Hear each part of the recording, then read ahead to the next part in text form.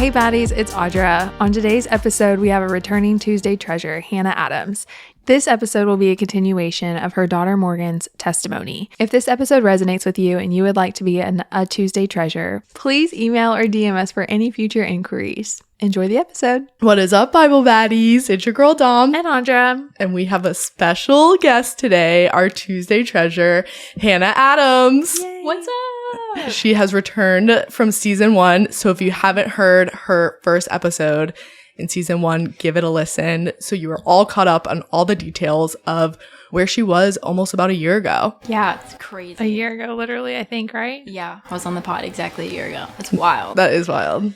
It's crazy how much can change in 1 year. Yeah. All right. Well, we got a year to catch up on. Yeah. Yes, we do.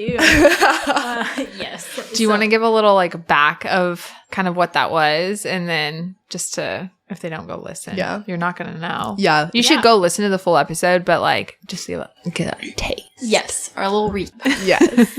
Last time I was on, I don't remember how far in my pregnancy I was, but I was pregnant with our first, and we found out that she had a major heart defect. So she ended up having a single ventricle heart. And we found out at our 20-week scan, our MFM told us we're going to have $1 million baby. And of course, we were not prepared for that because no one in our family has any history of heart issues or defects. So we were very caught off guard. And so we pretty much were getting the word out there and asking everybody to pray. We had different people just speaking over us and prophesying. We had a lady prophesy that she would be healed in the womb. So of course, we were holding on to anything we could get for hope that she would be healed. And so we, went through a lot with her, just preparing to see what life was like. With her specific heart defect, it would require 3 open heart surgeries from the time between newborn and 3 years old. So we went into birth with the thought that we would be in the hospital for the first 5 weeks of her life, and then we would be going home, and then at 4 to 5 months, we'd be going in for her second heart surgery. It was a lot to prepare for, especially, when you have your first, you're so excited, and then you find out that everything is drastically changing. Well, thanks for catching us up a little bit. So take us to your birth story, maybe. Yeah. I feel like there's some, if you're okay sharing that, there's some, I feel like the timing of all of that really was a lot. Yes. Yeah. So I very much was very fearful of birth for a very long time. I was very terrified to go through that. I think a lot of women are. And then I went through a couple of years of just watching birth videos and just digging into what that looked like, and quickly came to the realization that we were made for this and I could totally do this. So my mindset changed to wanting a home birth. So we got a midwife and a doula, and, then we found out about Morgan's heart defect and found out that those were no longer options, that I would have to get birth in a hospital, which for me made me very fearful. I know a lot of women feel safe in a hospital, but I was very fearful that they were going to push me to do things that I did not want to do. And of course, with Morgan's heart defect, everything changes. Yeah, I don't have a lot of options. So when we went in to, meet with the OBs in the hospital, I was with Dell Children's. So it's a children's hospital.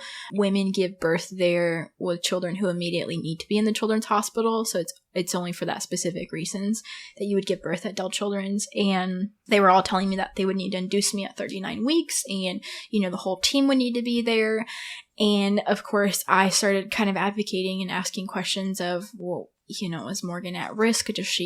Is labor, natural labor, okay? And they said, yes, actually, we would prefer a vaginal birth because it'll squeeze all of the fluid out of her lungs. And with her specific case, that would just be extra helpful once she was born. But as soon as she was born, then everybody would need to be hands-on. That's when things became critical. So laboring was safe, which was amazing. Thank you, Lord. I found out pretty quickly that they just wanted to induce me to have the whole team ready, but they did tell me that if I did go into labor before 39 weeks on a weekend in the middle of the night, that they would still be able to do what I need. So I pushed them to be induced at 41 weeks. I was very terrified of having to go through induction because I have heard that those contractions are way more intense than natural contractions. And course, that fear crept in. So they laughed at me. They said that was not an option. In regards to my birth, there was a whole team of 5 different kind of departments that had to agree on my birth plan and the plan for Morgan. There was just so many in play. I had 15 people in my room when she was born. And so it was a team decision, right? And so I told him that day that I was talking to a different children's hospital in Houston. We were originally going to be in Houston with Texas Children's. And I went to Dell's to discuss all of this because we really wanted to stay in Austin instead of going to Houston. And I told them that Texas Children's did not want to push me for induction. They said that there was no reason to induce me. Morgan was fine. And when they found out that I was considering taking my money there, they called me 15 minutes after that appointment and said, you can induce at 41 weeks. Wow. That's crazy. Money I'm like talks. jaw dropped. Money talks, especially in the medical field. Yes. I was like, okay, that's great. It was my win, right? And statistically, first-time moms go into labor after 40 weeks, typically. Oh, so that's like after. normal behavior anyways. Yes, it was normal. Oh. So they originally wanted to do, they were like, maybe 40 weeks. And I said no. Because statistically, first-time moms, they never go by their due date. It's always past 40, 41 weeks. Yeah, they were not very happy with me, but when they found out I was starting to take our money elsewhere, they were on board. So the week comes, I'm 40 weeks, and I start going into false labor. I had no idea false labor was a thing. I started having contractions. They were uncomfortable, but not intense yet. So I was in false labor from Monday to Thursday, and then Thursday I hit active labor. My contractions were still not consistent, so my doula and I thought that I was still in false labor. It was Thursday night that I started being up throughout the night. I could not sleep.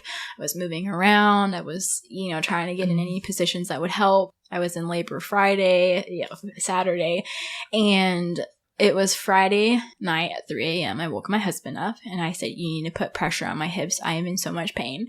And so every contraction, he started putting pressure on my hips because I was in so much pain. I texted my doula the next morning. Like, I was just sobbing. I was like, everything that I have read, and to have a natural birth or home birth, I believe it's like training for a marathon. So I did all of the studies and all of the classes for natural birth. So I was crying to my husband. I was like, everything that I have read is telling me that I should be so much farther than this. I cannot believe I'm still in false labor. I thought I was still in false labor because I had not dropped, I had not lost my plug, and my water had not broken. And my contractions were still inconsistent. So I was so frustrated. I texted my doula freaking out, and I was exhausted. I mean, I was the whole week. And she was like, take a Benadryl, try to sleep. So I took a Benadryl and that helped. She said it would slow contractions down, and it did. And then the rest of the day, I was just trying to get through contractions, crying because I felt like I was defeated. Meanwhile, this was Saturday. The next day, I was going to go in to be induced. So I was a little fearful of that. The doctor that was supposed to induce me is a doctor that I did not get along with. I like to refer to him as my bully doctor. He was very, very mean and rude to me in every visit that we had. And with labor, there are different aspects to labor that can kind of stop your progression of labor. And I obviously didn't want that to happen either, because then they have to use all of these interventions. And so it was Saturday night. I was in the tub and my husband was on the floor tracking my contractions. And he said, Hannah, you have been having contractions every 5 minutes for the last 45 minutes. And I'm like, okay, we're going to the hospital. Like, I'm so tired. I am so tired. So we got to the hospital. And the doctor said, he checked me out. He said, you're 6 centimeters dilated, you're 100% effaced, and you're stationary 1 position. I did not know what that meant, but that meant that she was low enough if I wanted to start pushing. Oh, wow. Like, she was low enough for me to do that. She had dropped so much. And I started crying, and my husband started crying because we both realized, oh my God, it's happening. It's happening. Yes. This is the moment we've been waiting for. Like, everything that I had just experienced, my body was doing it. And I was progressing up until, I wasn't in false labor the last few days. Like, my body's been progressing. So it's in that moment, I knew I can keep doing this. The nurse asked me, do you want an epidural? I said, no, I don't want anything. And she said, okay, well, I'll let you tell me if you want anything. And she never asked again, and I was so grateful. That is awesome. Yeah, I think we were in the hospital. We got to the hospital 11 p.m., and she came at 6:58 the next morning. Wow. Yes. So you were at 6 centimeters. When is it normal for, like, the baby to come out? Like, do you have to be at a certain... At 9 centimeters. Oh, so you were past halfway. Yes. Yeah, I was so stoked. I was like, oh my God. yes, I can do this. Yeah. Yeah. I cried tears of joy because I thought, oh my God, okay.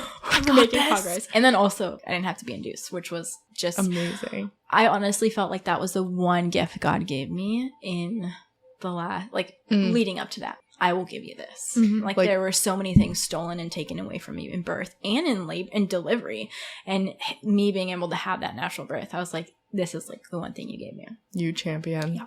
It's also a funny story because she was born at 6:58, and the bully doctor that I did not want to be around clocked in at 7. Wow. So I was like, thank you, Lord. Thank you, Morgan. God's timing. Yes. I still did have to deal with him for the delivery of the placenta. And we literally fought in the moment. And after Morgan was born, I wanted to wait for her umbilical cord to stop pulsing because there's stem cells that are transferring. Usually the doctors will cut it within the first 60 seconds. In the natural side, they like to wait 30 minutes or an hour, just to make sure everything's passed. And so it was on my birth plan and everyone was on the same lines that we would wait 5 minutes. And within 10 seconds of birthing her, he told me, good job, dear. But this is ridiculous that you want to wait to do this. This is pointless. Oh. And you can hear that in my birth. My doula took a video of me giving birth and you can hear him saying that I was absurd. And I thought, after just giving a natural birth, he's telling you you're absurd. Yeah, I thought, I'm sorry. I'm asking 4 more minutes of your time. Yeah. Are you kidding me? That I'm paying you for. Yeah. I was livid. So yes, there were some things in that were still very hard. It was not anything that I was hoping for, but I got my natural birth, which I was grateful for. I did not get to hold Morgan right away. With the position I gave birth in, it was, I guess, they said the cord was too short for them to give her to me. And which is ridiculous looking back at it. So we cut the cord. They let me hold her for 3 minutes. They took her away just to assess her, to check her out. And then they took her to her procedure. So I only got 3 to 5 minutes with her. And then Travis went with her to her procedure. She had to get a line in her umbilical cord through her belly button. This line was going to give her a medication to keep a valve open in her heart. So all babies have this valve in their heart that closes typically within 24 to 48 hours after birth. If Morgan's would have closed, she would have died. So they had to give her this medication to keep the valve open until we did surgery. So they were off doing that. And when that was over, they came back for 5 minutes. I got to see her, and then they took her down to the CCU. This was 2 hours after I gave birth, and I went down there with them right away. They wheelchaired me down there, so I got to be with her and Travis. That was a whirlwind, right? Because you've imagined this person for 9 months, and you're like, oh my gosh, this is you. This is crazy. But to an extent, we didn't get to know her because she was on all these medications and sedative medications. So I didn't get to hear her coo or I can't look at Audra. Yeah, no. She wasn't like a baby because she was on all of this stuff. So yeah, it was really cool being down there and just getting to see her. Wow, you have so much hair.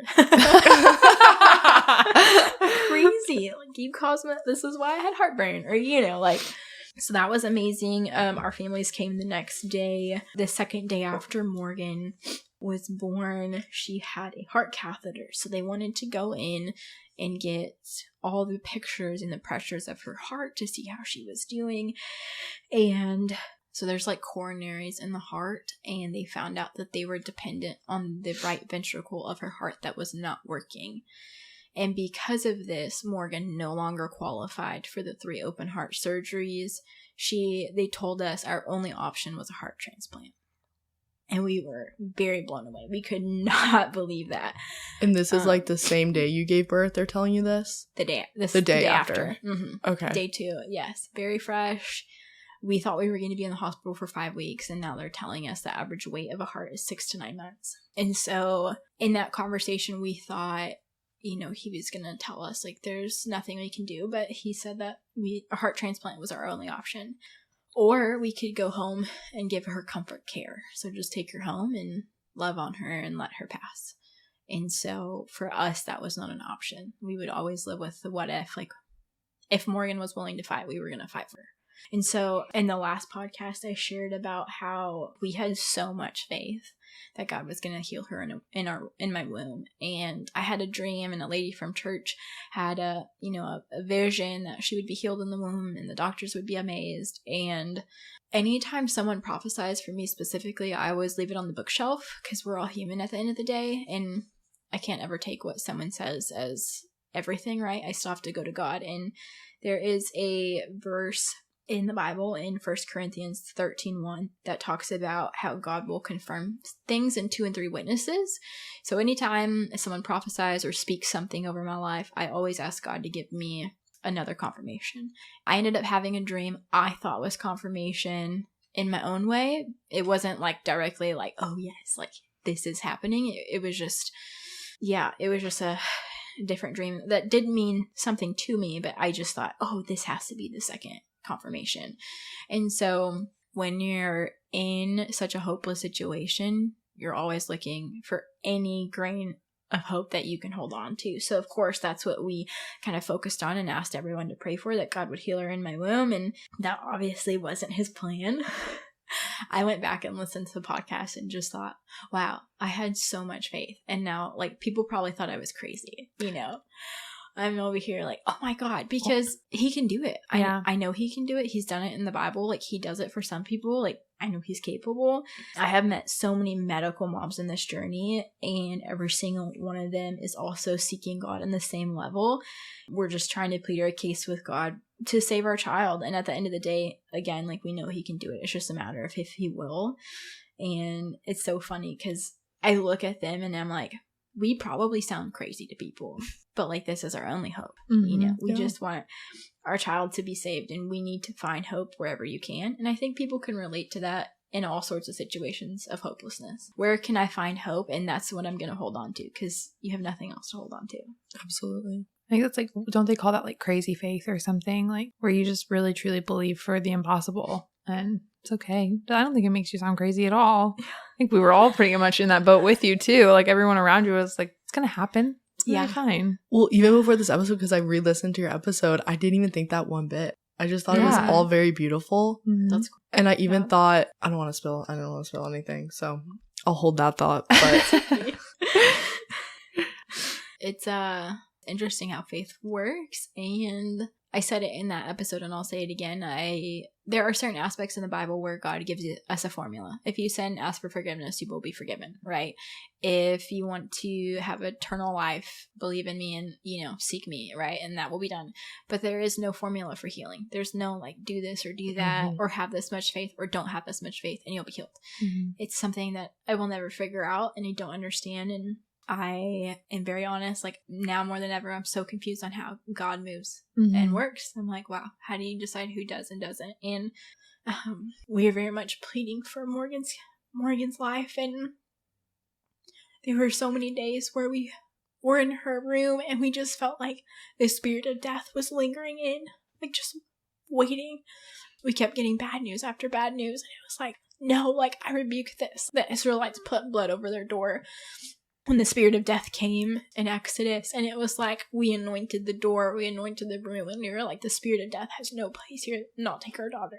And so we got the news she needed a transplant, and exactly 1 month old, they wanted to go in and do an open heart surgery. She was not having enough blood flow to her lungs, and they were afraid that with the pressures in her lungs, that her lungs could get damaged in the process as well. And we obviously didn't want that to happen. So they went and did her first open heart surgery. And it was 2 hours in. It takes like an hour just to get everything set up, anesthesia and all that. And they came in 2 hours later. Would you say like this is like a month in? Yes. Okay. Yeah. So he came in. I'm like now remembering other things.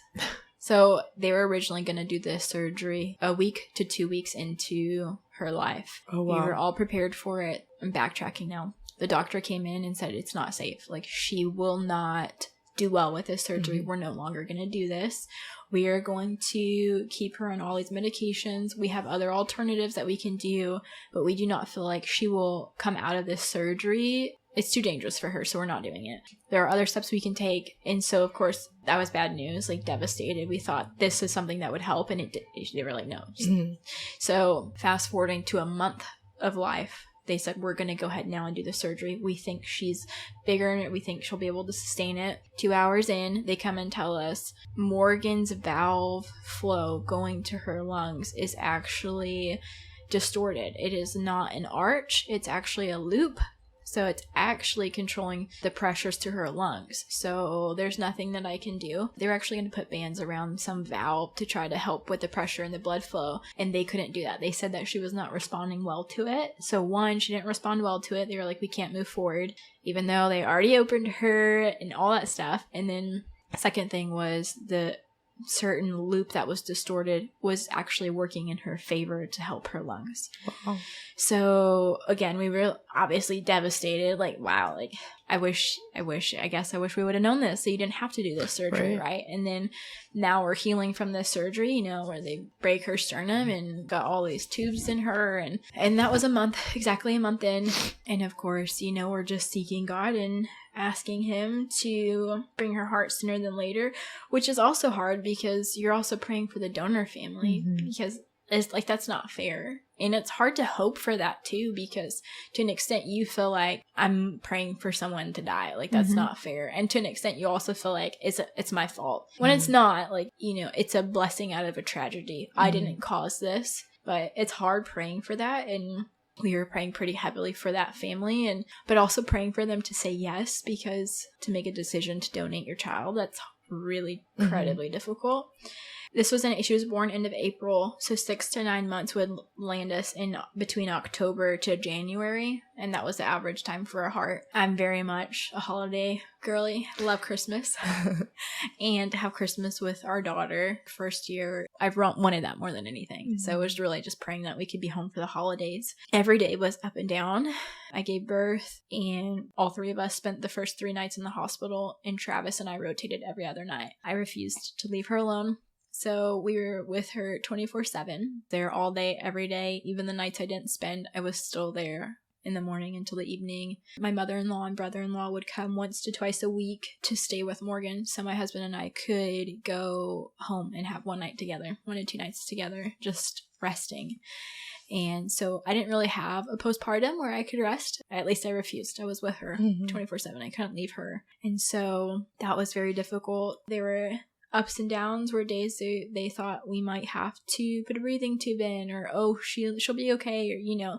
So it was always something going on. We were they do rounds in the morning and at nights, and there was always someone there. And some of these families don't have the ability to do that because they have other kids at home, or they live 3 hours away. So it's really sad to walk by rooms and just see babies alone. It's really hard. And Travis got to the point of telling me, like, Hannah, this isn't sustainable. I think we were about 5 to 6 weeks in.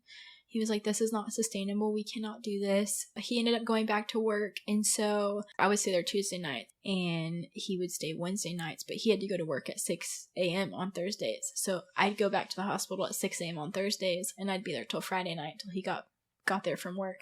So it was very, like, we were spreading each other very thin. He was like, we can't do this forever. And I'm like, I know, but just another week, right? Like, I told him, I was like, I don't know if I'll ever be okay with neither of us being there. One of the doctors came in one night at like 1 a.m. and I was holding Morgan, and she was like, we all see you guys. We see what you're doing for her. Like, you have other family here, like your mother-in-law. It's so cool. She was like, I just want you to know that I know that this is so hard on you, but the babies that have this support do a lot better. And I told Travis, I said, that's what I needed. Like, sorry, like, sorry, this isn't happening. Like, maybe I stay for 2 or 3 nights in a row. Like, I know you're getting tired too, and so am I, but she just confirmed we have to stay with our baby. Can't do this. We fast forward, and we're 7 weeks in. They tell us we need to intubate your baby. We need to put her on a breathing tube, and we need to sedate her. Her heart is working too hard. So basically, every time Morgan cried and got fussy, her heart rate went super high. And I don't know all of the terms, but Morgan was basically having mini heart attacks. And if she cried for too long, they'd have to give her morphine or other things. So anytime Morgan cried, me, Travis, my brother-in-law, mother-in-law, whoever was there, my aunt came at one point too, would immediately grab Morgan and try to console her to get her to stop crying. Because she wasn't allowed to be a baby and just cry for a diaper change or whatever. She was having many heart attacks all the time, and so they'd give her morphine or anything to sedate her. And we were always advocating, you know, learning what they were doing while they were doing it. And in week 7, they said we need to intubate her. So Travis was with her that night, and he called me that morning. It was like 7 a.m. He was like, Hannah, they're going to intubate her this morning. You need to come. And that was so hard because they were going to intubate her until she got her heart. And we're like 7 weeks in, which means she could be intubated for the next 6 to 8 months. And it was like, man, like what little I get from her, seeing her eyes open, seeing her yawn, I'm not going to have that anymore. I'm not going to be able to just freely pick her up and like hold her. And he was like, you need to come now. He was like, I'm going to try the best I can to have them wait till you get here. And again, it was like, it's like 7 a.m. Traffic from where we lived to downtown would have taken an hour. And I think it was the Lord because I got there in 20 minutes. Wow. That is nuts. That within itself is a miracle. Yeah. It is. I was only going 80. And I ran down the hall, and there were 10 people outside of her room. They were preparing to have their carts. They were going to intubate her in the room. They didn't need to go to the OR. So there's carts in the hall, and I'm like running, and the doctors and physicians were like, how'd you get here so fast? How fast were you going? Are you okay? I'm glad you're here, though. And, you know, I ran into the room, and Travis was holding Morgan, and I went over there, and her eyes were open, and she was looking around. And him and I were just sobbing because we were like, I don't know when we're going to see her cognitive, like, you know, semi-aware, right? She's on all these sedatives. And so we were crying, and they were like, do you want to stay in the room? Some parents leave. And in every little procedure she had and every poke, I could never leave her. I thought, I know why parents can't be here for this, but I have to stay with her. She has to know she's not alone.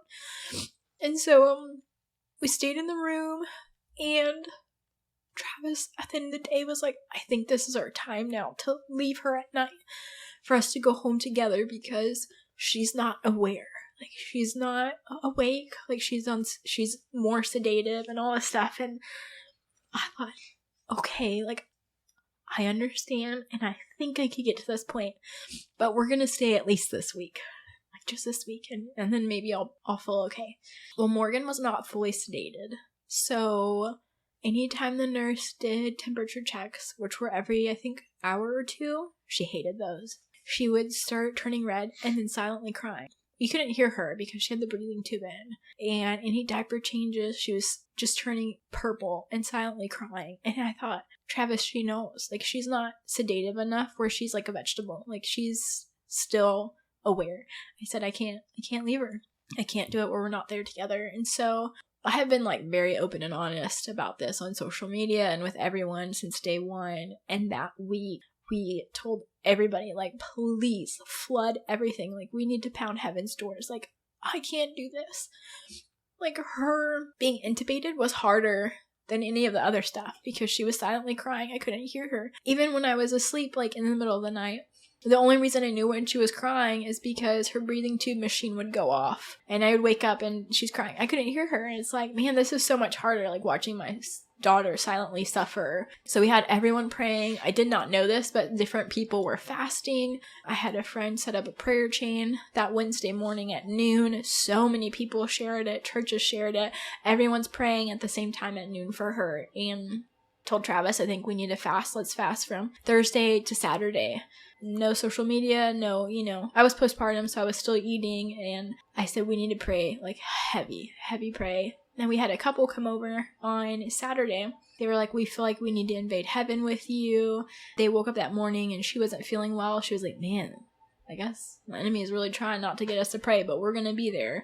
And we all walked around our house praying for 2 hours. All of us, heavily, out loud, sounding crazy. We went through bullet points. This is what we're praying for. And it was June 29th. We were all like pounding heaven. And I had asked the Lord in my prayer, like, let her heart come by July 7th. I don't know why. Let it come by July 7th. And my prayer was always that we would be home by the end of August. I said, I want to be home by the end of summer. I want to be home by the end of summer. And so we were just heavily praying and fasting. And that week I was talking to one of the nurses, and she had said, I said, I'm really hoping, we'll be home by the holidays. And I was asking her, I said, you'll often see hearts come around holidays? And she goes, sadly, yes, it's when a lot of accidents happen. I said, well, I'm hoping to be home by then. And she said, well, next week there's a holiday. It's 4th of July. And I thought you meant just like Christmas and Thanksgiving. She goes, no, around all holidays. She was like, and one's next week. And I thought, wow, that's really interesting and also really sad. And so that was just a conversation we had in the background. And then we prayed that Saturday. Everyone was praying and fasting that week. On Sunday morning, I woke up to pump and I was going back to bed. My mother-in-law was staying with Morgan. So Travis and I were home together. And I get a call at 8:48 in the morning. It's my mother-in-law. And she doesn't bother me. She would never bother me with Morgan, just to give me updates when I asked for them. And she's like, Hannah, the doctor wants to talk to you. The doctor was like, hi, Mrs. Adams, is your husband with you? And I grabbed his arm. And in my head, I thought, this can't be bad. Like, my mother-in-law would have called me and told me if they had a rough night. Like, this can't be bad. And so Travis, he's on speaker, and Travis is up, and he's like, well, Mr. and Mrs. Adams, we have an organ. No way, are you serious? He goes, yes. And we did not hear anything else he said. We were just sobbing. Like, I think of that call at least once a month. Wow. Morgan was 2 months and 2 days old when we got that call. Gosh, it feels like so much longer, honestly, like thinking back. Like, she was in there forever. Yeah. Oh my gosh. You're right, 2 months sounds, I know, I'm like... sounds like nothing. But it feels like an eternity. Yeah. Yeah. Yeah. It felt like years. So that was July 1st. Or June 30th, we got the call. Oh. June 30th. And she went into surgery July 1st. Wow. Yeah. Yeah, before 4th of July, before July 7th. I don't know why I prayed July 7th. She'd have her heart by then. At the time, she was the youngest baby in Dell Children's to get a heart. She is no longer holding that title, which is good for that family. Yeah.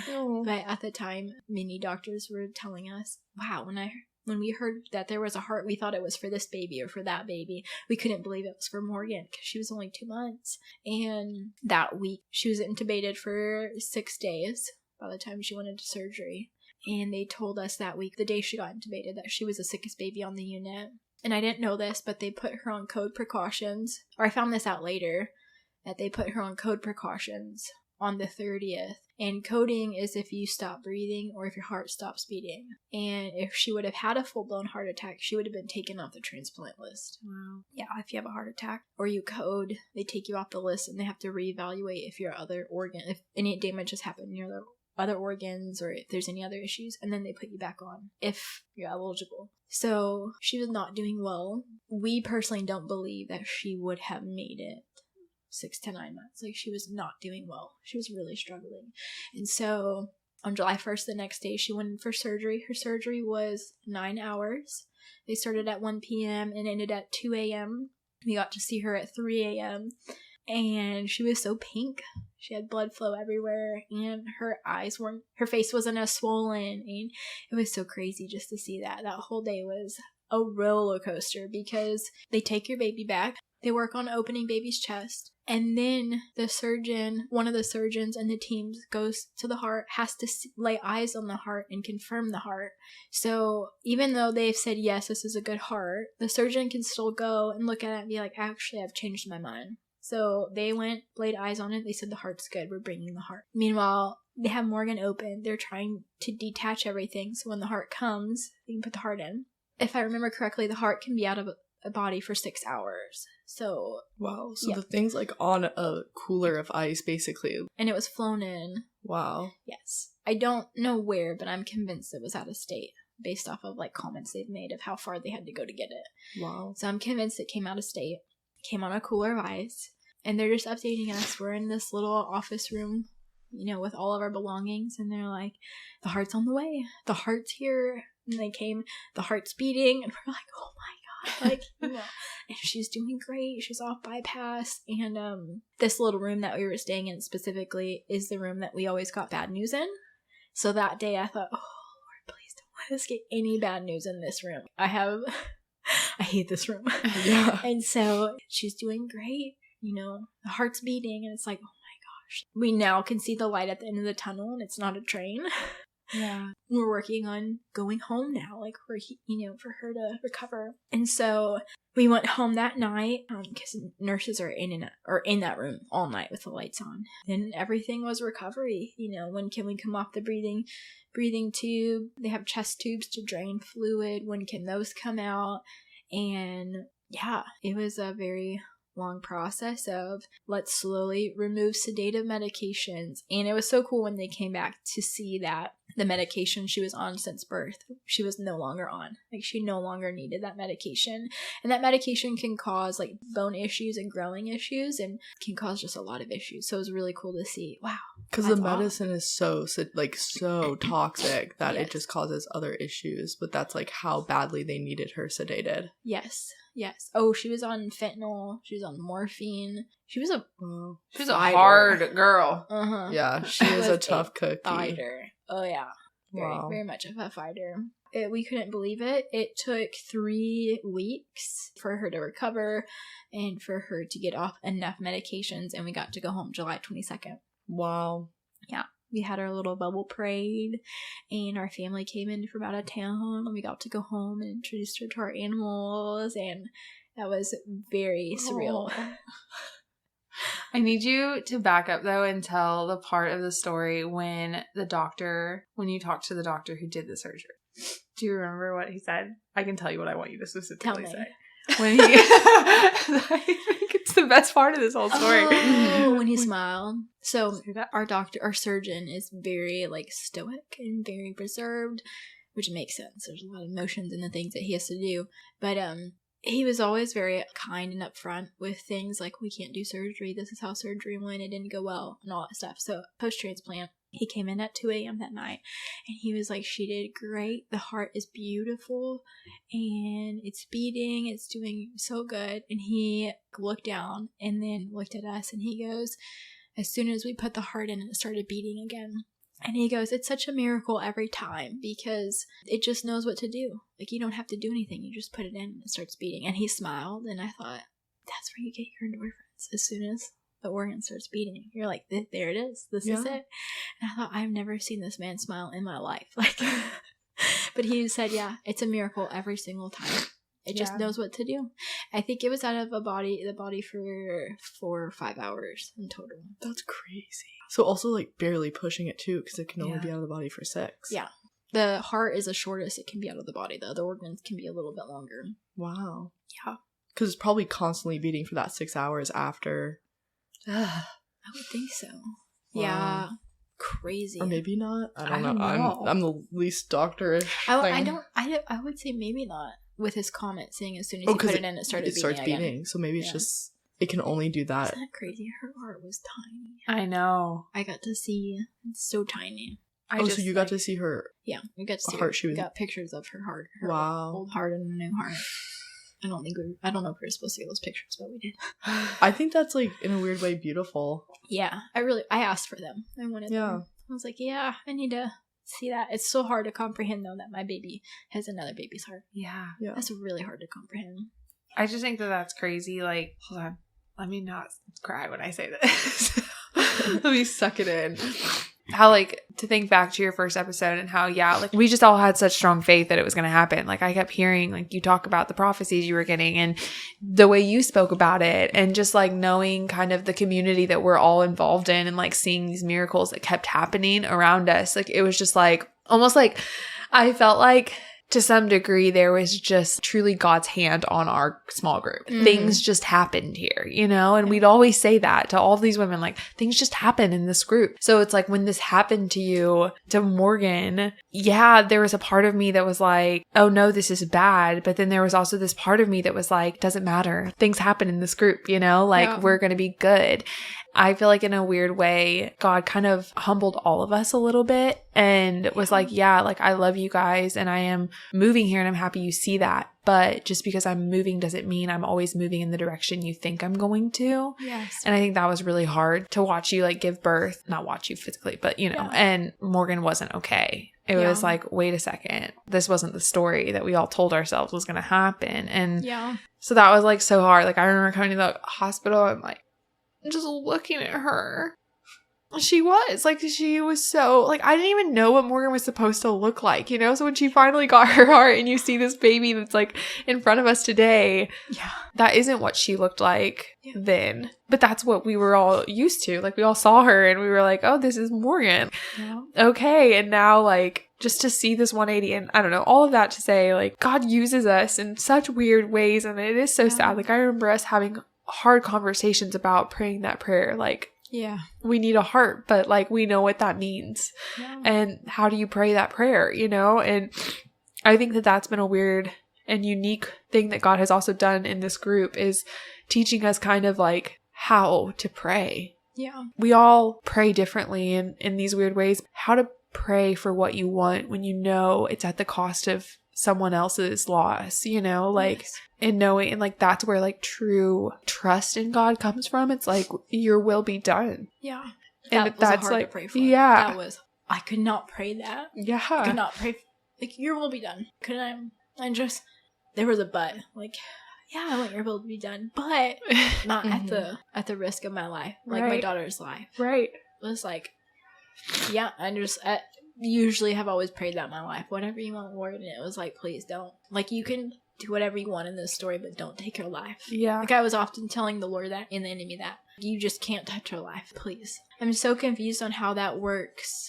Who he does and doesn't spare, like, children. Like, I've now come across strangers on social media that are believers and they've lost their children in the medical world. And I literally find myself sobbing because we were so close to losing Morgan. Like, I feel close to having experienced death, right? We didn't, thank you, Jesus.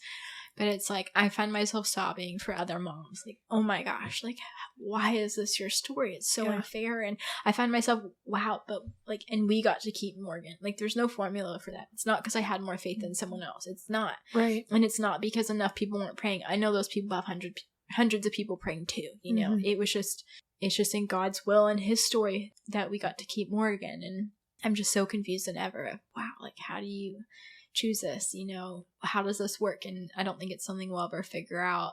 But I found myself, I could not pray for his will to be done with her. I said, please. I was constantly pleading my case. Please, Lord, you said this, you said that. I know you didn't promise me her life, but I'm begging you, give her back to us. We dedicated her on the third day. 3 days after birth, we asked our pastor to come and dedicate her because we did want to give her to the Lord at the end of the day. Like what you say, like, she is yours.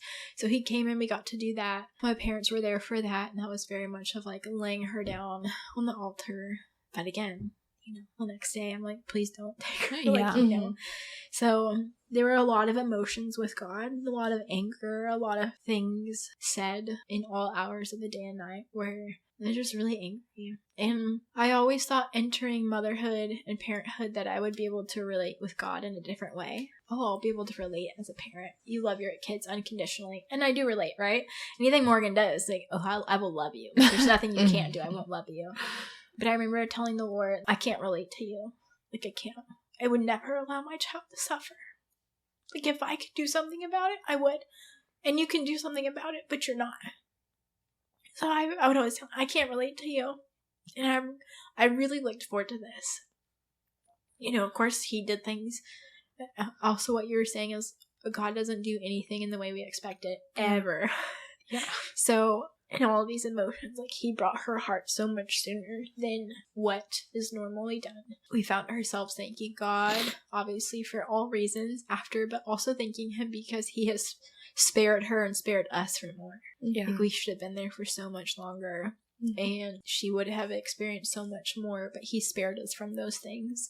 And we've gotten to come home, and Morgan's gotten to be a baby. Like, she's basically on track for her milestones. She was in speech therapy and on a feeding tube for about 4 months, and then we worked with her and basically woke up her appetite. So she's no longer on a feeding tube. She's able to drink on her own and eat solids. And so she is able to be a baby. Like, she is crawling. And it's so crazy because for the parents that are still there, like, their babies are so delayed because they've been in a hospital bed for 8 months to a year, you know. But we got to go home with a baby. And so that's been such a blessing. We've seen God in that. Like, you have spared us from so much. Yeah. So in the last episode, you talked about how the plan, kind of what we were praying for, was more blood flow to the lungs and like certain valves to grow and open up. And I'm probably butchering this. However, you had also mentioned that if she would have had those surgeries to fix it, she would have had a heart transplant later on in life. So now that she has this heart, does she have to have another heart transplant in the future? Yes, a high likelihood that she will need a second transplant. I don't know the timing of that. They say a heart can be good for 20 to 30 years. I have heard of other patients who need a heart at 2 to 3 years old, like a second heart. Wow. I've also heard of other patients who are in their 30s that they got a heart as they were little, and they don't need another heart. So it's different for everybody, but yes, she will likely need a second one. If we would have gone the 3 route of the 3 surgeries, they did say that she would likely need a heart transplant when she was older, like between 20 and 30s, maybe 40s. Mm-hmm. They typically like to wait to do heart transplants because doing it so little, like, you're working on your body not rejecting the heart, and it could at any point you could need another transplant. So they typically like to go the route of the 3 surgeries to save from doing a transplant so early.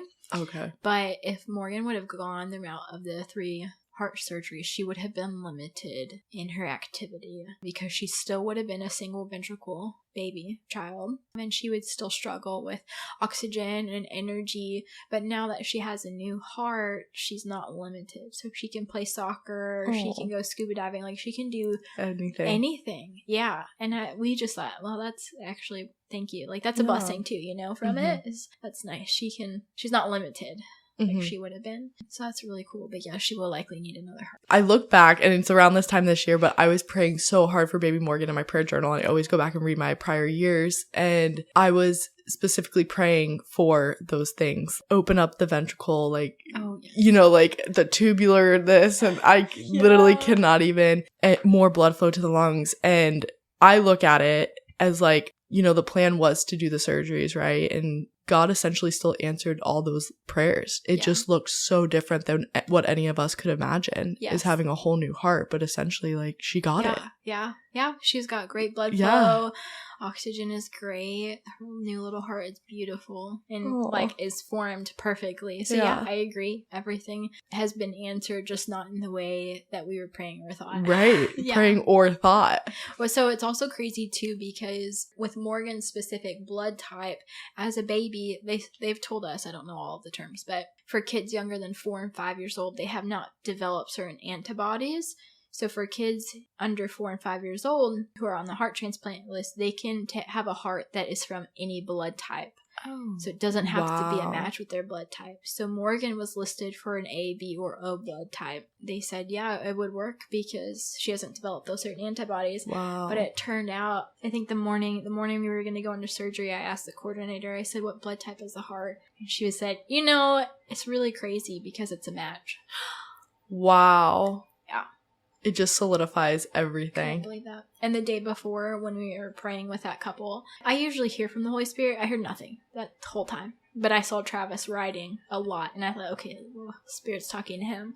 And Travis wrote all this stuff. And the one thing that I remember that stood out was the Lord saying, I will give her nothing but the best. So the next day when we heard it's matching type, we thought, wow, that's crazy. Well, you won't need another one then. It's the best one out there. Yeah, literally. That's what I'm praying. Literally. That's what I'm praying. So it's all speculation. I am convinced the heart came from somewhere else because one of the doctors said they had to go far to get it. With the way the transplant world works is it is broken up into, I believe it's 9 regions. But they're broken up into regions. So Texas's region is Texas and Oklahoma. So if a heart or an organ becomes available, it is offered to this region only. If no one in this region is accepting the organ, then they will open up to other regions. So could you imagine the anxiety being that person that has to be on the screen looking for these hearts that are coming available? Coordinating. Okay, we got a heart. Where does it go? That's not my job. Yeah. No, that's why I don't do that. Yeah. I would need a heart in 5 seconds if that was my job because I would have a heart attack. It's crazy. Well, there's a database too that you can look at how many, like the UNOS organization for the states, you can look at the statistics. So at that time in Texas, there were 17 children in Morgan's age range from newborn to 1 year old that needed a heart. Wow. 17 children. And that was just in our region. So That's crazy. You now have, like, looking at Morgan's heart coming from out of state and potentially another region, they offered it to that region, which is anywhere from 2 to 4 states. They have offered this organ. That being said, no, then they've opened up to other regions and we got it. That's crazy. Yeah. And like a then miracle. on top of that, there's 17 other babies that need a heart, and Morgan's the sickest in the unit. Yeah. So 17 babies in Texas. There were 4 adult children that needed a heart. So it goes into how long you've been listed, how long you've been waiting for a heart. It goes into the weight of the organ. So the heart has to be similar sizes. And then it goes into region where you're at. And then there's like one more. So there's a lot that goes into who gets what. For sure. So we found out 2 days after that she needed a heart. I think typically it can take 2 weeks to a few months to get your child listed for a transplant, like on the list, but they wanted to do an emergency listing. They said we need to get on this stat. So over the next few days, they did all the blood work, all of the insurance stuff. They were a couple hours away from listing her when their system went down. They had a cyber attack somewhere in Russia. So their system went down for 6 weeks. They could not use their computers. They could not access all of that stuff. So it took another, I think, 3 days for them to list her because they couldn't get into their system. 3 days. Yeah. And so their system was down for 6 weeks. They were like, yeah, it was crazy. But they listed her within 10 days. And I think we waited, it was like 61 or 64 days by the time we got the call. We were in the hospital for a total of 86 days. Wow. And we got to go home. That doesn't even feel like that. Like, I mean, it's so long and it's not fair, but like... Oh, I know. I actually felt guilty. Like, I didn't serve my time like other moms do, which is like so twisted. Right, because other moms have their baby and go home with their child. I know. And you are like, I wasn't here long enough. Like, it's almost like a weird survivor's guilt. Yeah. But not that, obviously. Yeah. Like, well, I think it's because, like, yeah, you make community in that place, right? So not only are you meeting other moms, but you're hearing other stories of people, regardless if you're meeting them or not. So you just apply your situation to theirs, and you're like, well, if they've been here 7 months, my situation is a little bit different. I'm going to be here for 14 months. And then after 81 days, you're like, I'm going home. Yeah. Wow. Like, I would feel survivor's guilt for sure. Yeah. I couldn't believe it. When you gave birth, what emotion stuck out to you the most? Was it more fear for Morgan? Was it an excitement? Relief. Yeah. Yeah. That's a great question. I actually felt pretty numb in all of it. I did not think I would, but I was pretty numb. It was like she came. I was very taken back by what the doctor had said in the moment. So I felt like that moment was stolen from me because he was being a butthole. Sorry. Edit that out. That's not a cuss word. We don't have to edit it out. I was going to say something else, but I was so taken back by that. And when I saw her, it was like, wow, like you're who I've been dreaming of. And then like I was just taken back by him. I was on all fours when I gave birth. Yes. Yeah. So giving birth on your back, from what I've heard, is the most painful. And so naturally I was like, yeah, this is where I'm going.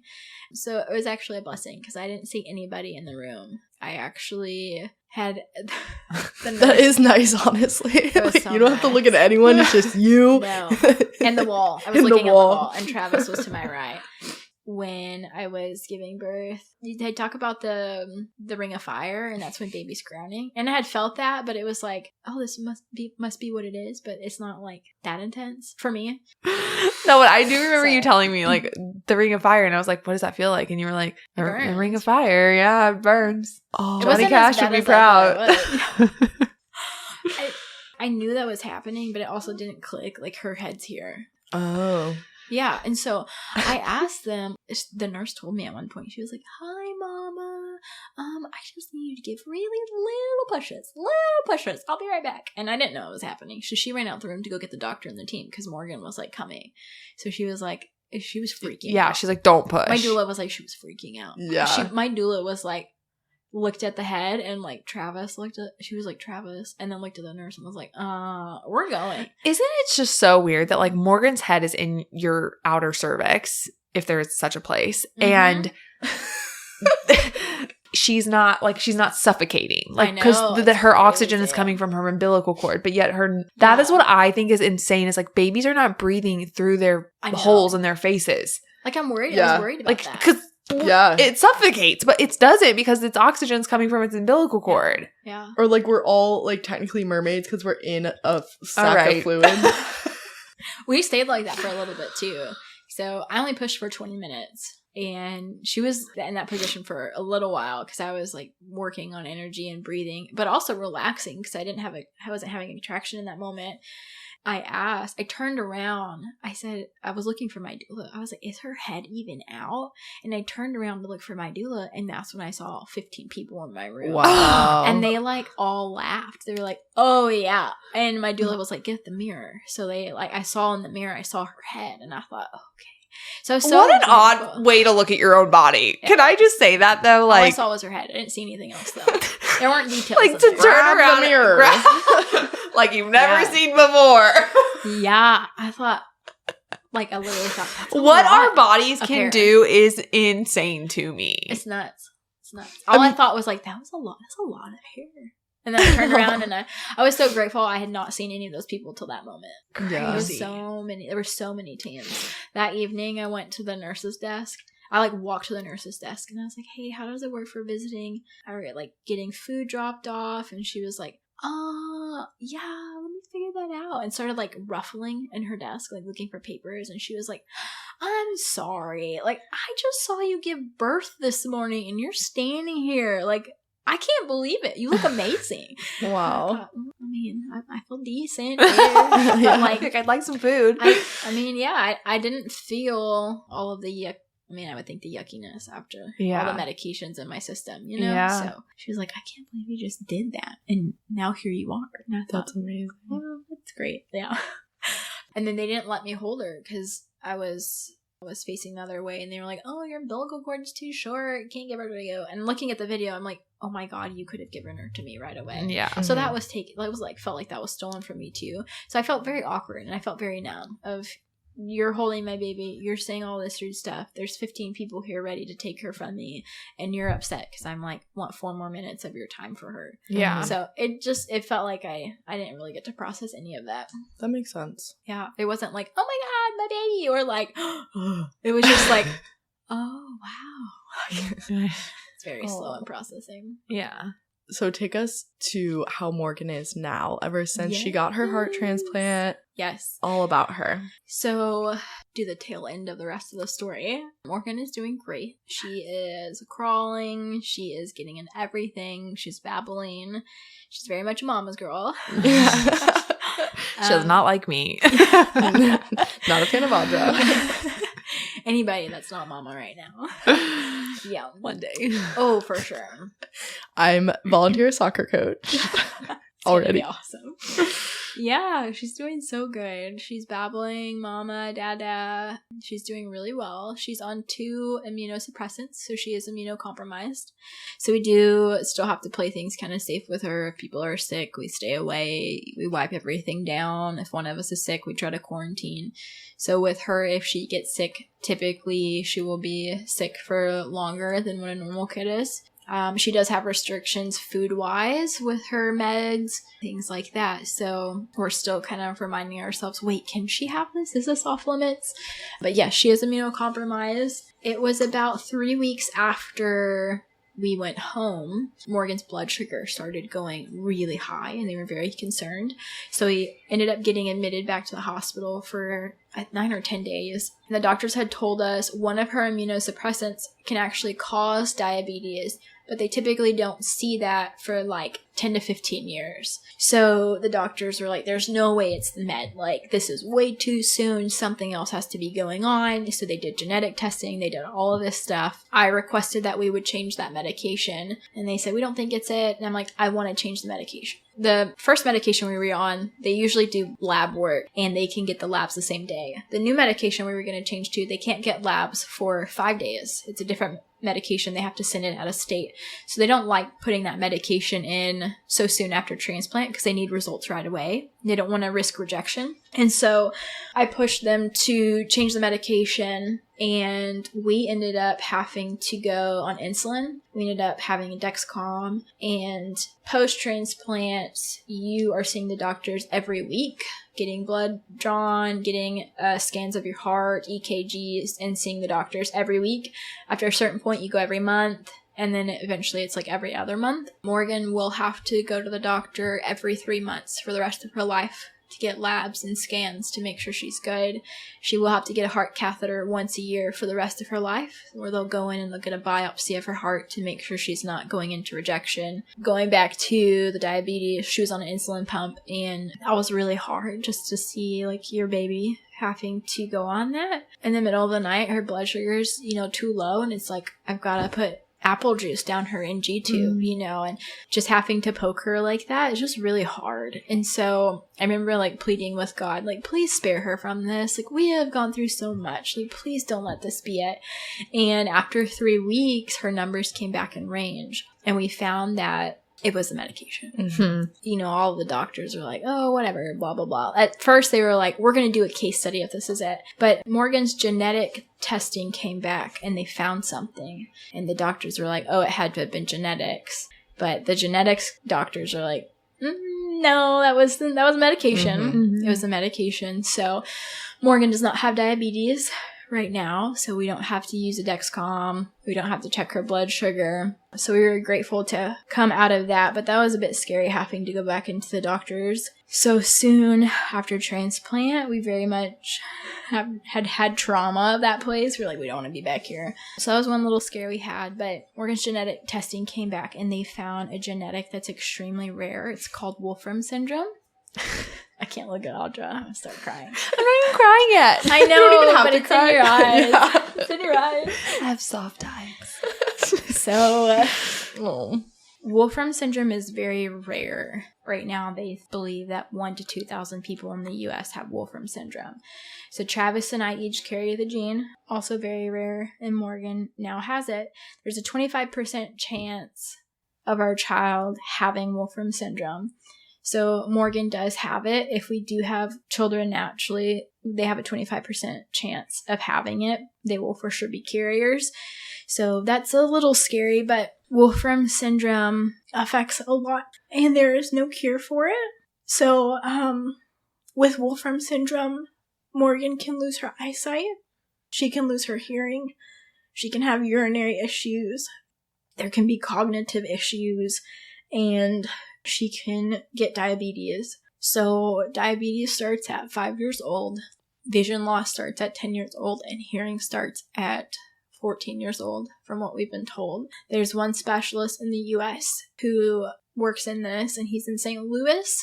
So our genetics at Dell Children's told us that Wolfram syndrome is what caused Morgan's heart defect. So at that point in time, it was very much like, okay, like, there's nothing I did. Like, that killed all of the lies for me of, oh, I must have been something I did. But the specialist in St. Louis said, actually, no, I don't think that this is what caused her heart defect. He said, I have XYZ patients, and I've not seen one with a heart defect or transplant. So it comes back to, I will never know why Morgan had the heart defect. I will not know if it was Wolfram syndrome or something else. And it just leads me back to, this was always supposed to be our story. He said on a scale of 1 to 6, Morgan's at a level 4 for the severity of her gene. So he's told us that we need to look out for diabetes. To my understanding, anyone who has Wolfram syndrome will have diabetes. There's 2 different types. And then we need to look out for vision loss. He said if Morgan loses hearing, it will likely just be high frequency. He didn't tell us to the extent if Morgan could lose total vision. But he said that we should take her to the optometrist once a year for the next 4 to 5 years. And based off of those results, he can tell us where her vision likely will go. They are currently working on trying to find a cure for, or something to help with diabetes and vision loss. They're currently working on studies for that. Our specialists felt hopeful that by the time Morgan starts experiencing symptoms, that they would have something for her. So yeah, we were really afraid of Morgan losing like cognitive ability because we had found some videos of children and he said no, like that shouldn't happen because that would be hard watching my cognitive child. Like she is so aware of everything and she is so smart, and to like have to watch her decline, and any of these things are going to be like really hard, but we were encouraged that he said that shouldn't happen, which we're very grateful for.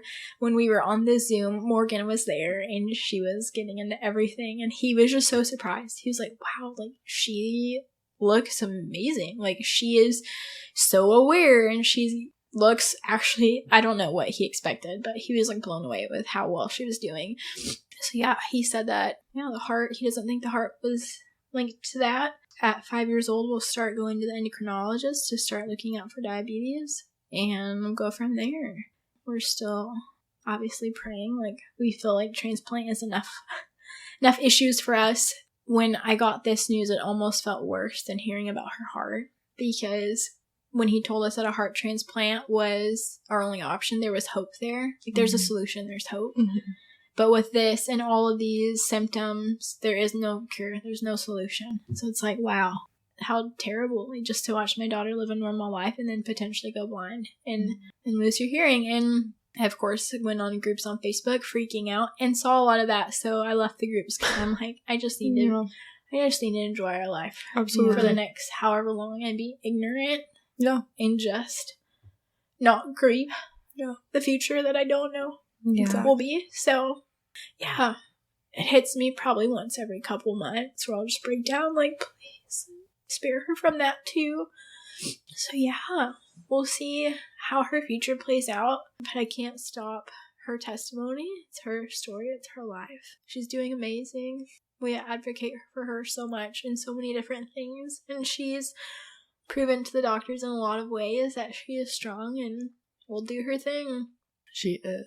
Yeah. She's beautiful. Yeah. She literally held my little hand today. She was looking at my giant ring and she kept trying to pull it off my fingers, and I was like, girlfriend, what are you doing? You like it? And then Hannah handed her to me and she sobbed. And then Audra crushed the mood. She was hungry.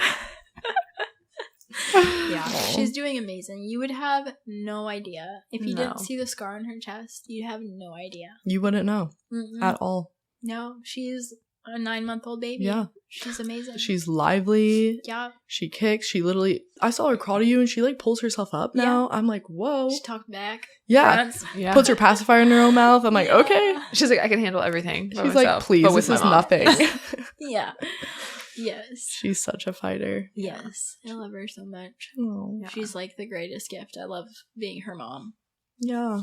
That's beautiful. I can't imagine God saving her just to not save her in the long run. Yeah. And what I will say to that is, do not live in fear, because I mean, me even having diabetes, like the doctors, they wouldn't even think I'd be alive right now. They told me I was going to lose my feet by the time I was 15. Never happened. Wow. Like, so a lot of times, like, you played a sport literally with your feet. With my feet, like, just to prove them wrong, probably. Just a real nice middle finger to them. So a lot of times, like, just don't live in that fear. Like, I look at her, I'm like, she's so strong. Like, I have to catch myself in that, like, not living in fear and not grieving the future. I don't even know what will be. Right.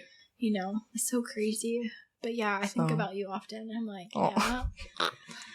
we lived a very short life of diabetes, and I think of you of like, man, I can't imagine you having to go through that as a kid. But then also, if Morgan does, you're gonna be like her listen, soccer coach, like I will give her all the insulin shots immediately.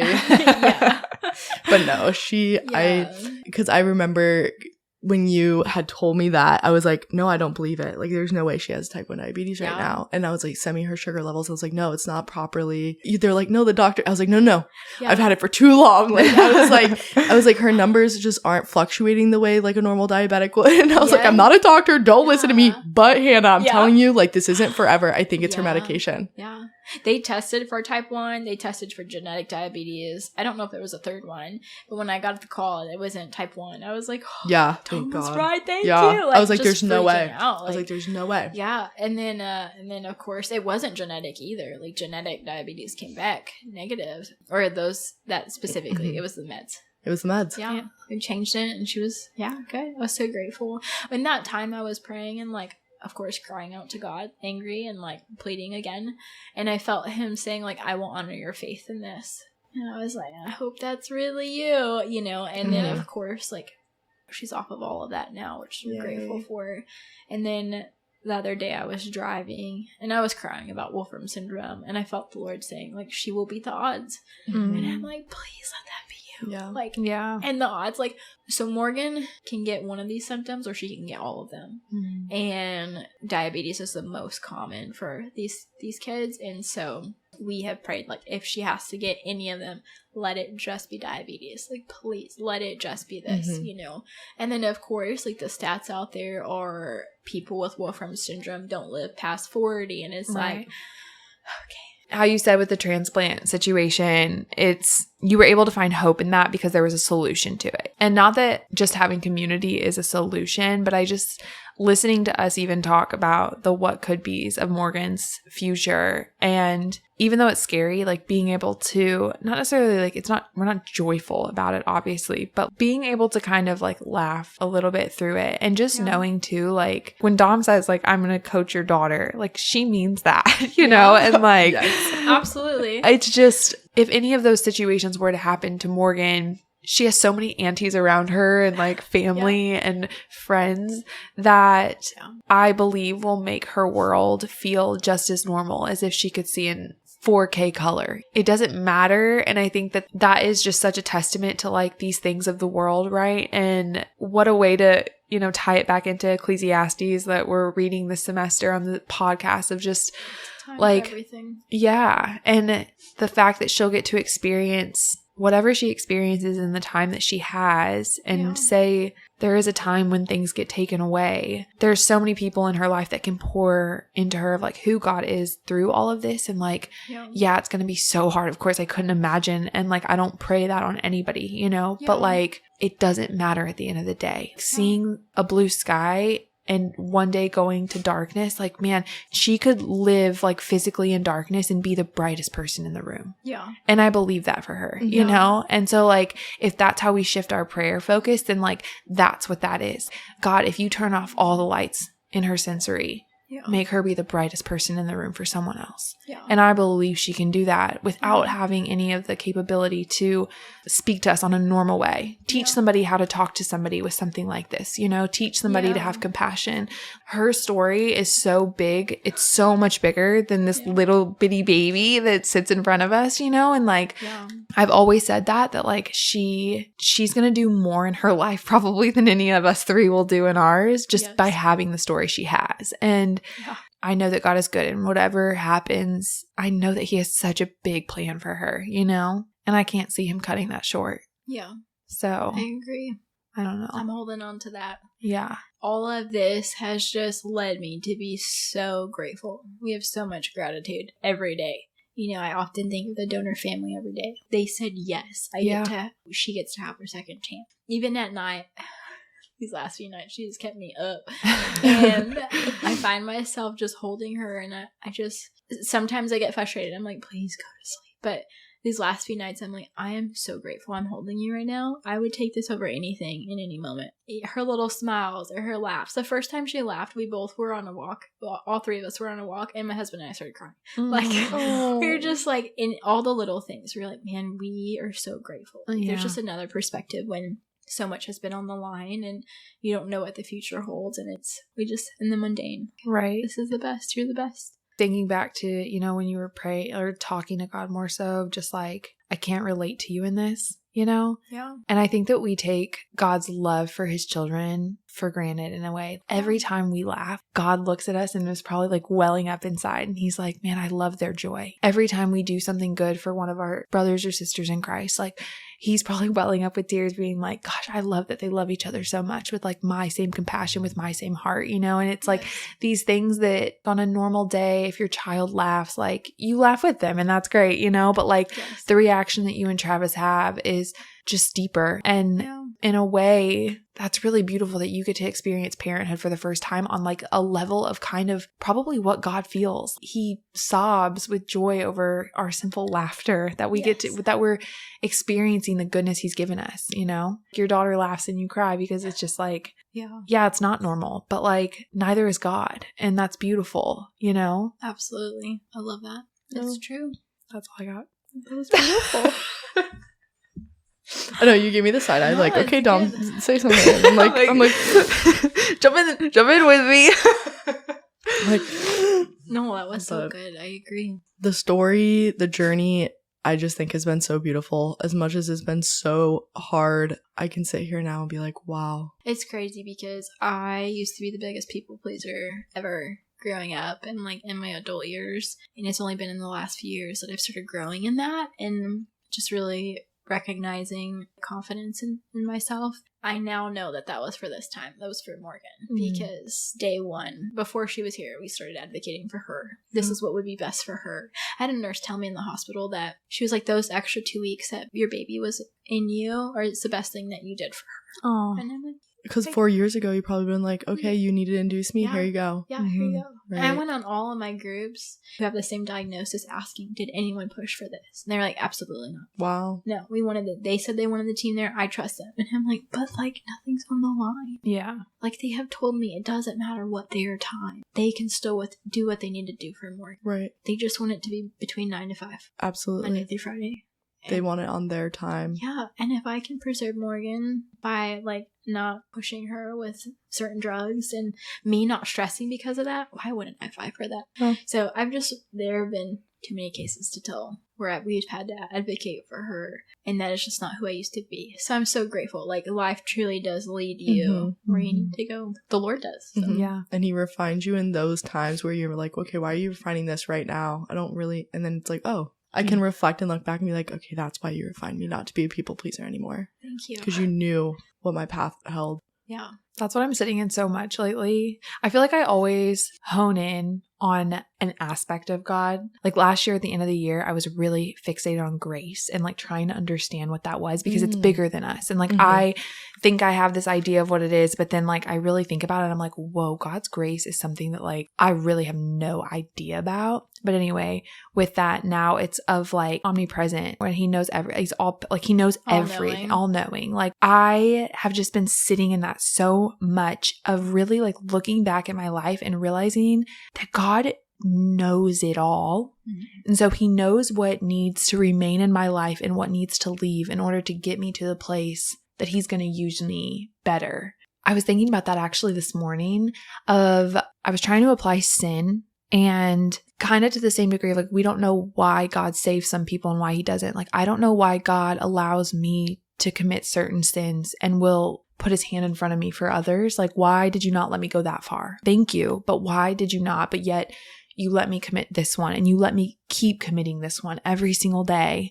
And when I say, God, stop it, you don't stop it. And I was just thinking about that because I think to some degree, he has to allow us to keep walking in some sins in order to, one, either teach us a lesson, or two, he knows that that sin that we're committing is going to get us to where he needs us more.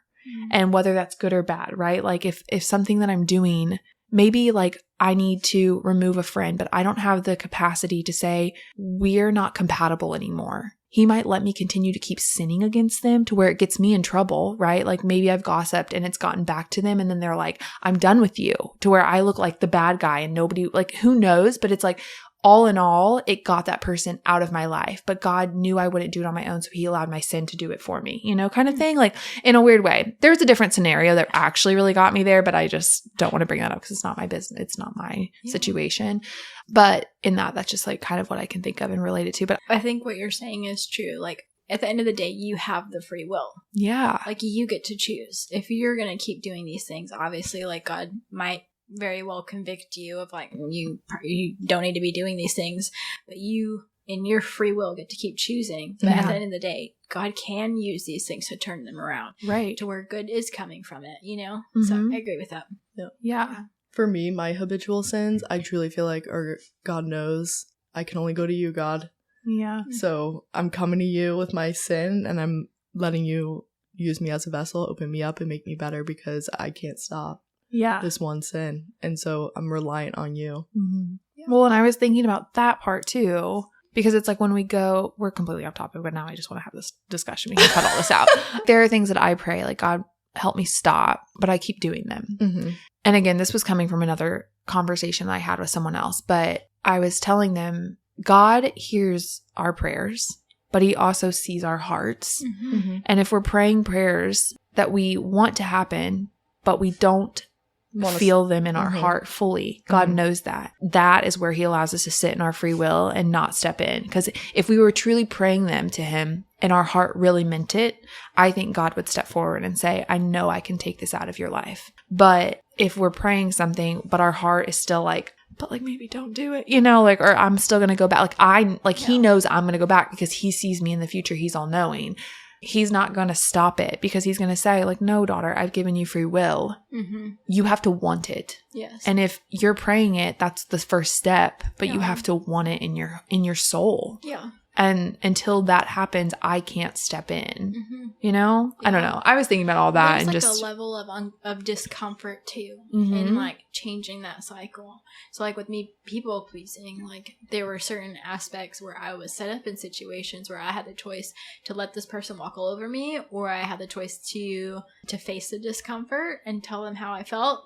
I come back from a line of harsh words. So not only did I have to learn stand up for myself, I also had to learn how to say it in a PC way. Yeah. Where I wasn't aggressive or extremely rude or, you know, things like that. I had to learn how to communicate those things well in unoffended way to my extent, right? Right. So there's that aspect too of being in the discomfort. So we can want something, but then if we get to the point where like, this is uncomfortable, you know, we might not fight for it as much. Right. Until you're faced with that over and over and you finally do, and that gets more comfortable. You're like, oh, yeah, okay, I can turn away from this sin. Or, oh, yeah, I can start standing up for myself more. It's a part of it, I think. Yeah. Well, even to all the sins, and we talked about, like, is there healing? Why does God heal some? Why does he not heal others? Why is justice served for those? Why is justice not served for others? And I think that if there was truly a formula for healing, hey, pray, repent, fast for 21 days and you'll get your healing, then it almost, then you're less faithful almost. Like, it kind of like, God in the same way. Right. You're right. Right. You're like, okay, here's the playbook in the Bible. Let me do it. You're right. Whereas same with justice, same with sin, same with anything. And I think that's what keeps the beauty of God right in the middle, and why we have to like focus on him so much is because he really doesn't give us a straightforward answer a lot of the times. And sometimes people get away with murder. Sometimes people are drastically healed out of nowhere, and there's no rhyme or reason for the way things go about life under the sun. I think that's what just makes it so fun. And it gives us these discussions. It gives us these conversations. We're kind of like, what the heck? Like, why me? Why this? Why that? But true. And I think the beautiful thing, and I hope like when you go to heaven, you're like, oh, that's why. Yeah. Yeah. Got it. I know some people say like they don't think God will show us like our whole life, or like I hope so. I hope so. I like, because they're like, you won't care. Like, it's not about seeing what you've all done. Yeah. It's about like God. And I'm like, but I want to see what God did. I mean, it's still about him, you know? Like, I'm like, wait, I want to see everything. I have so many questions. So and I many. get like mad. I'm like, I'm probably not even going to ask them to you. Like, they're not going to matter. And Right, I'm yeah. mad about that. 'Cause Right, I wanna know. right. Dude, I know. I think about that too. I'm like, oh, I'm not even going to care, but I want to still care. I know. I love that. Still want answers though. Yeah. So last and final question. What's your heaven look like then? What's my heaven look like? Yeah. Like when we get up there. Mm-hmm. Yep. It doesn't have to be biblical. It can literally is, be. though. It's fine. That's fine. The streets of gold. You're like, well, in Revelations. Yeah. It's walking out to the pearly gates. I don't know who will be at the scroll book, but someone will be there. I don't know if that's God or I think it's God who's at the scroll book. I don't remember in Revelations who's there. Someone's haven't read there it. looking for my name. Yeah. I do think The book of life. Yeah. Is that what they call it? Maybe. yeah, it is. Some call it the scroll. Yeah. I don't know if judgment. I think judgment happens right away. Pretty sure. I think so too. But I'm very like, yeah, I think that's gonna happen. He's gonna tell me what I did great or what I didn't do great, where I was disobedient. So expect that to happen. I expect that to happen. Yeah. God, if you're listening. Yeah. And then I don't know. I expect everyone to be there just worshiping and being in awe of, wow, this is wild. Where's my room?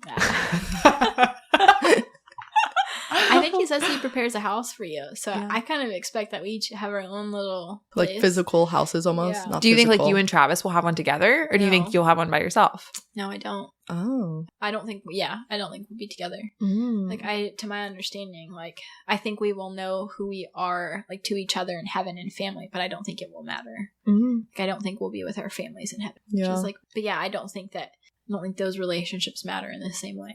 So I don't think so. I know. I think about that too. That was a huge like topic I had when I came to faith, or like when I was tiptoeing into it, because I was like, that part doesn't make sense to me. Well, it gives me a lot of peace in knowing, because like if you truly love someone and they died super early, it's knowing, okay, if I move on and like, let's say I was married and that person passes away and then I remarry, it's like, oh, well, I still have that same love for that person, but they just left Earth too soon. Yeah. So it's like, it almost makes it more beautiful to kind of keep moving forward on Earth. Yeah. Knowing that like, oh, I have to choose one of you in heaven. Oopie. Yeah, dang, David would have had a hard time. Right. Or Solomon? Is it David or Solomon? Both of them. All of them. All of them. They had all sorts of I think it was Solomon, though, that had like 500 wives. probably. Yeah. Solomon. Yeah, because Yeah. he got wisdom and all the things. Yep. Yeah. Crazy, man. Solomon's wild. Wild. Yeah. Oh. I expect there to be like always worship in one place, but then you can like go explore too. I don't know. Oh. I think know. worship is 24/7. Yeah, a lot of people same. say worship. Yeah. 24/7.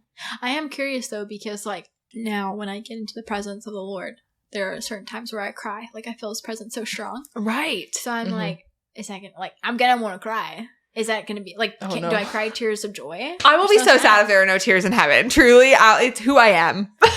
Yeah. I'm one big tear. There'll be tears of sadness. There's just like a flowing waterfall and it's named Audra. It's like, no, this is just all so her. curious.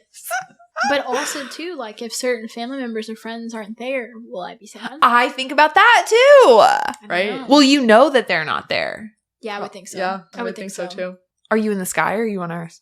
I automatically go to Earth because I feel Oh. like, or no, sorry, no, I go to like sky. Yeah. Because, like clouds. Yes, because I imagine that rapture's not going to happen by then. But I do believe that like we will be back on Earth. Yeah.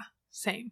So like there's so many steps. I don't remember all of it, but I know we go to heaven. I know there's Earth. I know there's a new Earth.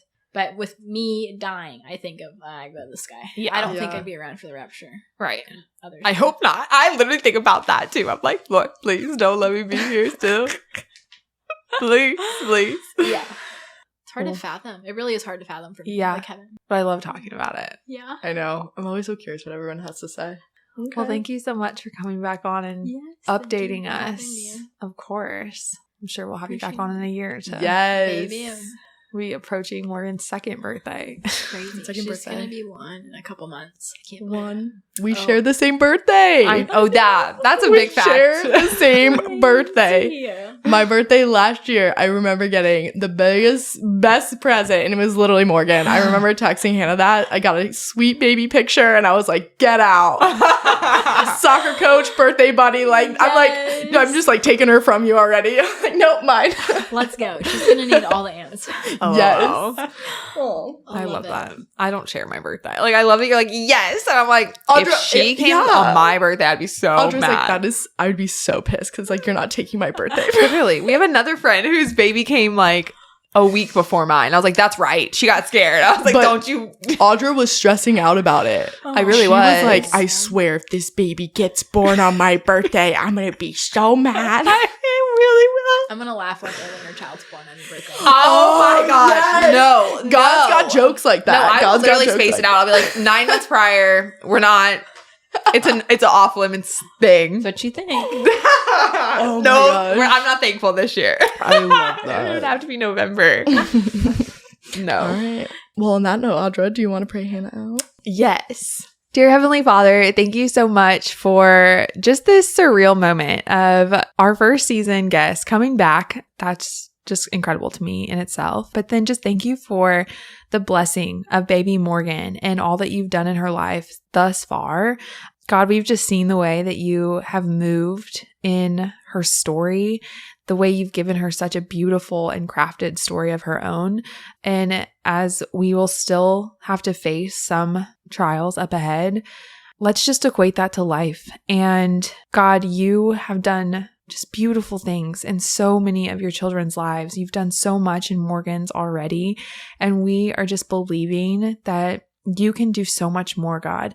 God, we just pray that you give us the strength, you give Travis and Hannah the ability to just pour into Morgan to the degree that she needs it in everything in life, Lord, that you just equip them for this journey that they're also going to embark on with her as well. And yeah, that you just cover this family and you cover their future children as well. Because God, we know that you are so strong and beautiful and miraculous. And we know this family deserves so much more than you've already given them. So in your name, we just pray for so much. Amen. Amen. Amen.